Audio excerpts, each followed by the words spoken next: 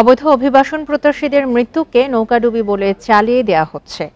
ভুক্তভোগীদের অভিযোগ, ট্রলারের বদ্ধ জায়গায় আটকে রাখায় দম বন্ধ হয়ে মারা গেছেন ৮ বাংলাদেশি। পুলিশেরও সন্দেহ, দোষী ব্যক্তিদের চাপে অনেকেই মুখ খুলতে চাচ্ছেন না। তাই বিশেষজ্ঞরা বলছেন, মানব পাচারকারীদের কঠোর শাস্তি দেয়া না হলে এই অপরাধ বন্ধ হবে না। এলো বেক্সিমকো বন্ড, 15% মুনাফায় সর্বোচ্চ হারে সবার উপরে। লিবিয়া থেকে তিউনিসিয়ার ট্রলার যাত্রা এখনো দুঃস্বপ্ন হয়ে ফিরে আসে গুরুদাস মণ্ডলের। ৩৩ বাংলাদেশের মধ্যে ছিলেন মাদারীপুরের রাজৈর উপজেলার গুরুদাস ও তার ভাগ্নে বাঁধন।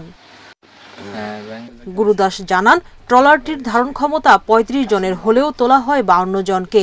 ১১ জনকে রাখা হয় পাটাতনের নিচে। কেউ যাতে বের হয়ে আসতে না পারে সেজন্য পাটাতনের মুখ আটকে রাখা হয়। যেসব মানুষগুলো মরে, সেসব আমরা দেখছি যে আমার মানুষগুলো মরে গুতায় আর চিলিয়ে হলে আমাদের বাঁচা। কিন্তু এমন লোকজন ওরা উপরে হলে আমরা বাঁচতে পারি না, আমরা জাল মরে যাই। এই যাত্রায় ছিলেন ৩৩ জন বাংলাদেশি, সবাই মাদারীপুর ও গোপালগঞ্জের বাসিন্দা। এর মধ্যে ৮ জন মারা গেছেন, ১ জন তিউনিসিয়ায় চিকিৎসা নিচ্ছেন, ১১ জন দেশে ফিরেছেন আর ১৩ জন পলাতক।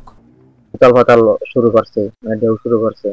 তারপর থেকে হলো ওই জায়গা ভিতরে যারা ছিল ওদের বোট চলার কারণে ওই যে তেলের যে একটা গ্যাস আছে, গ্যাস কারণে আর অক্সিজেন পায় না। পুলিশের ধারণা, টাকা ফেরত পেতে দালালের সাথে আপোষ করতে চান স্বজনরা। এতে মামলার সাক্ষ্য দুর্বল হয়।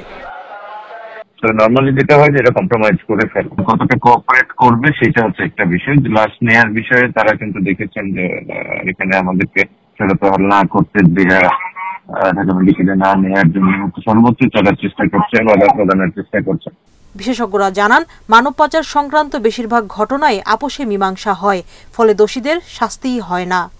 কেন? কারণ তাদের উপরে বিভিন্ন ধরনের হুমকি আসে, কিন্তু বেশিরভাগ ক্ষেত্রে রাষ্ট্র বাদী হয় এবং রাষ্ট্র ওই মামলার বাদী যারা আছে অথবা এখানে যারা সাক্ষ্য আছে তাদেরকে প্রয়োজনীয় সুরক্ষার ব্যবস্থা নিশ্চিত করা হচ্ছে রাষ্ট্রের দায়িত্ব, যাতে করে এই মামলাগুলোকে সত্যিকারভাবে নিষ্পত্তি করা যায়। তিউনিসিয়ার ঘটনায় এ পর্যন্ত ২ জন গ্রেপ্তার হয়েছে।